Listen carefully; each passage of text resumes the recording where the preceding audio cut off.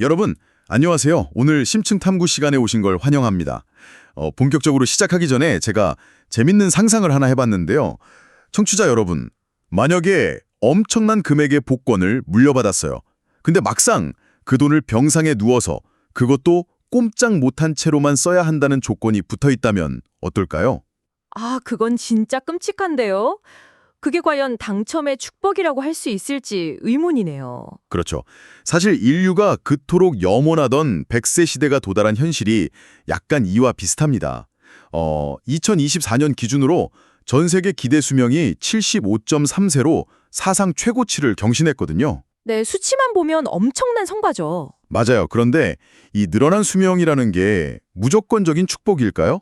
자, 이 내용을 한번 자세히 파헤쳐 볼까요? 오늘 저희가 살펴볼 자료는 김영래 편집장의 칼럼 장수의 축복 뒤에 숨은 그림자, 우리는 존엄한 삶을 준비하고 있는가, 바로 이 글입니다. 네, 아주 시의적절하고 묵직한 주제를 담고 있는 자료죠. 저는 이 수명 연장이라는 걸 그 끝없이 제공되는 뷔페에 한번 비유해 보고 싶더라고요. 우리가 항상 뷔페에 하면 음식이 끝없이 채워지기를 바라잖아요. 그렇죠. 본전 생각도 나고요. 네네. 근데 막상 줄 끝에 서서 접시에 담으려고 보니까 음식이 다 식어버렸거나 상해버린 상태라면 어떨까요? 그 양이 아무리 무한정 많다고 해도 그게 과연 우리에게 축복인지 근본적인 의문을 던지게 되거든요. 아, 그 식어버린 뷔페라는 비유가 정말 탁월하네요.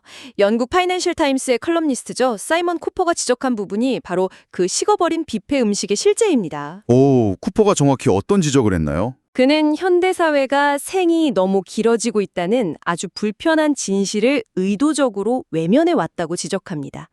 그러니까 우리는 지난 수십 년 동안 수명이라는 생물학적인 양적 팽창에만 막대한 자원과 의료기술을 쏟아부었거든요. 그렇죠. 무조건 오래 사는 것에만 몰두했으니까요. 네. 하지만 그렇게 이뤄낸 양적 팽창이 곧장 삶의 질적 향상으로 직결되지는 않는다는 아주 차가운 현실을 이제야 마주하게 된 겁니다. 그러니까 양적 팽창이 질적 향상을 담보하지 않는다. 이 말이 참 무섭게 들리네요. 미국의 통계만 봐도 그 현실이 명확히 보이잖아요. 사망하기 전에 평균적으로 12.4년을 질병이나 장애를 안고 살아간다고 하더라고요. 맞습니다. 12년이 훌쩍 넘는 기간이죠. 12년이 넘는 유병기간이라는 건 결국 노화랑 고통이 뒤엉켜온 아주 지루한 과정이 우리 삶의 마지막 챕터를 통째로 차지한다는 뜻이잖아요. 아니 도대체 왜 현대의학은 수명을 늘리면서 동시에 이런 고통의 시간까지 같이 늘려버린 걸까요? 여기서 정말 흥미로운 점은 현대의학이 발전해온 그 궤적 자체를 들여다보면 이유를 알 수 있다는 겁니다. 20세기 의학의 주된 적이 뭐였을까요? 바로 급성질환과 감염병이었습니다. 아, 옛날에는 전염병이나 급성질환으로 많이들 사망했으니까요. 맞아요. 심장마비나 폐렴처럼 사람을 즉각적으로 죽음에 이르게 하는 원인들을 차단하는 데는 정말 눈부신 발전을 이뤘죠. 사망에 이르는 급행열차는 확실히 멈춰 세운 겁니다. 급행열차는 멈췄다. 그럼 완행열차는요? 그게 문제죠. 세포의 노화나 신경망의 퇴화처럼 아주 서서히 진행되는 만성적인 붕괴를 막는 데는 여전히 큰 한계를 보이고 있거든요.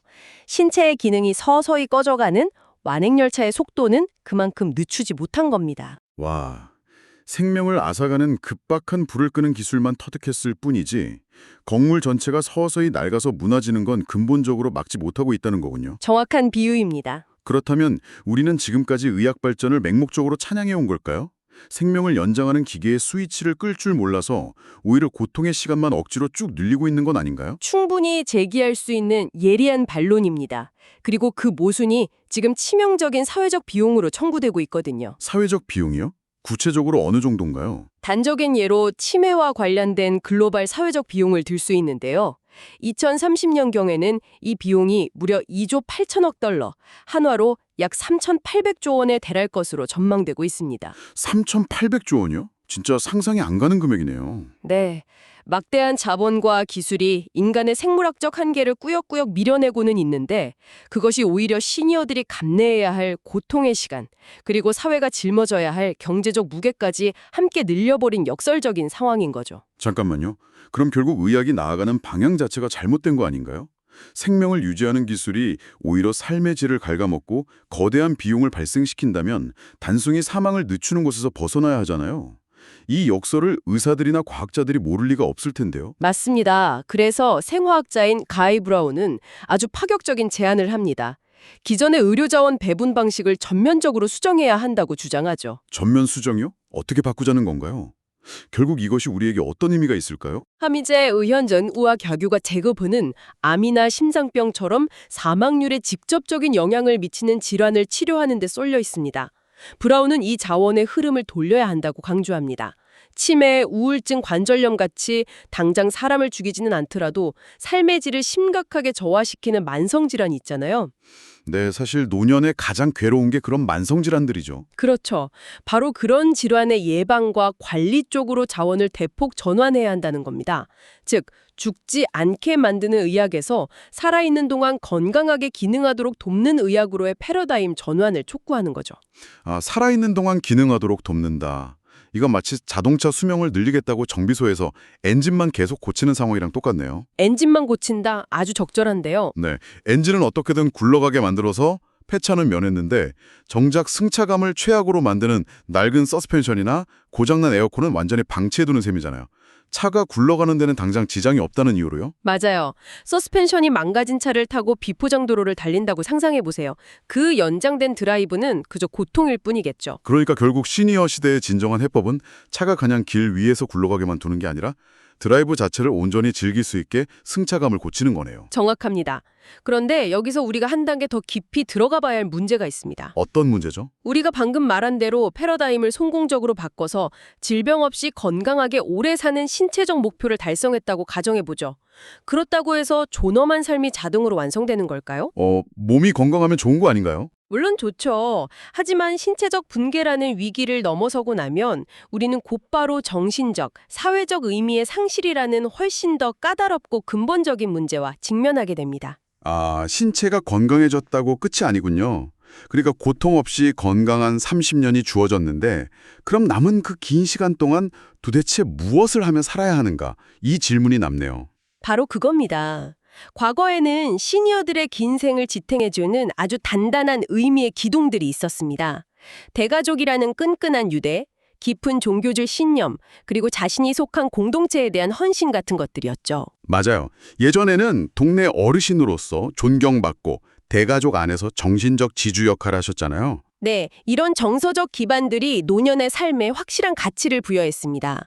하지만 현대사회로 오면서 급격한 개인주의와 디지털화의 파도가 덮쳤고 이런 전통적 기둥들이 빠르게 해체되어 버렸죠. 확실히 요새는 대가족도 없고 공동체 의식도 많이 옅어졌죠. 더 큰 문제는 그 빈자리를 따뜻한 인간관계가 아니라 스마트폰과 인공지능이라는 차갑고 효율적인 기술이 채우고 있다는 사실입니다. 일상이 단순히 편리해지는 걸 넘어서서 삶의 의미를 찾는 과정 자체에 기술이 비집고 들어오고 있다는 건가요? 이 내용을 더 큰 그림과 연결해 본다면 상황이 훨씬 심각합니다. 아까 언급했던 사이먼 쿠퍼의 일화가 이 실존적 위기를 아주 날카롭게 포착하고 있는데요. 쿠퍼에게 무슨 일이 있었나요? 평생 글을 쏜 쿠퍼가 어느 날 자신이 오랫동안 머리를 쥐어짜며 구상했던 책의 아이디어를 인공지능에 입력해 본 겁니다. 그랬더니 AI가 단 하루 만에 그걸 완벽한 형태로 구현해내는 것을 목격하게 되죠. 헉, 하루 만에요? 진짜 허탈했겠는데요? 네, 그 순간 그는 단순히 내일 일자리가 위험하다는 직업적 위협을 느낀 게 아니었습니다.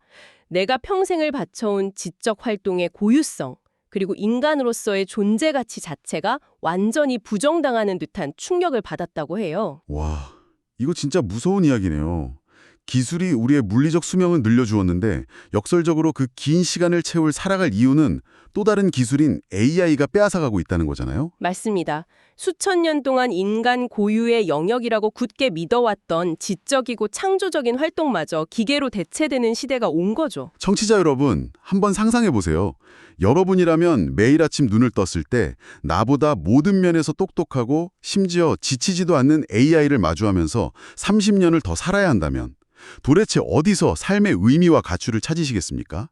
신체는 쌩쌩하게 살아있는데 내가 할 수 있는 의미 있는 일은 기계가 다 해버린다면 그거 정말 기이한 모순함입니까? 정말 핵심을 찌르는 질문입니다. 인간은 사회적 동물로서 누군가에게 기여하고 효능감을 느끼며 살아가야 하는데 그 기회조차 박탈당한다면 길어진 수명은 그저 생물학적인 시간의 연장, 그 이상도 이하도 아니게 되겠죠. 그럼 이 거대한 위협들, 그러니까 길어진 수명, 유런한 질병의 고통, 그리고 대체 불가능하다고 믿었던 삶의 의미 상실, 이 압박 속에서 우리는 어떻게 존엄성을 지켜야 할까요? 그냥 무기력하게 당하고만 있어야 하나요? 아닙니다. 결국 인간이 통제권을 쥐고 존엄성을 지키기 위해 어떤 선택을 내리고 있는지 살펴볼 필요가 있습니다.